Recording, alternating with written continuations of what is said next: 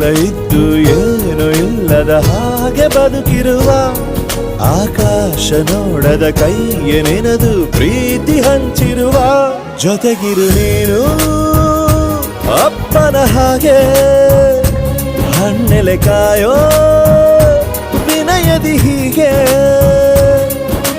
ನಿನ್ನನು ಪಡೆದ ನಾವು ಪುನೀತ ಬಾಳು ನಗು ನಗುತ್ತಾ ಬೊಂಬೆ ಹೇಳುತ್ತೈತೆ ಮತ್ತೆ ಹೇಳುತ್ತೈತೆ ನೀನೇ ರಾಜಕುಮಾರ.